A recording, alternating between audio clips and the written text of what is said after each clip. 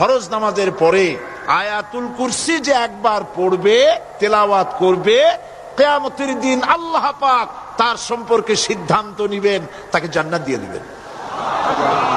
সুবহানাল্লাহ কইতে ইচ্ছে করলো না? আলহামদুলিল্লাহ বলবেন না? তার অর্থ হলো এই আয়াতুল কুরসি যদি মানুষ পড়ে আর বোঝে, আর ওই অনুযায়ী যদি আকীদা তৈরি হয়, জীবন তৈরি হয়, তার জীবন জান্নাতের জন্য তৈরি হয়ে যায়। আয়াতুল কুরসি হচ্ছে কোরআন শরীফের সর্বশ্রেষ্ঠ আয়াত। সুবহানাল্লাহ। রাসূল বলেছেন আয়াতুল কুরসি হচ্ছে কোরআনে কারীমের সর্বশ্রেষ্ঠ আয়াত, এবং আল্লাহ পাকের তাওহীদের ব্যাপারে, সার্বভৌমত্বের ব্যাপারে এত বিস্তারিত অল্পের মধ্যে আর অন্য কোন আয়াতের মধ্যে ভাবে আসে নাই। এই জন্য আয়াতুল কুরসির এত মর্যাদা।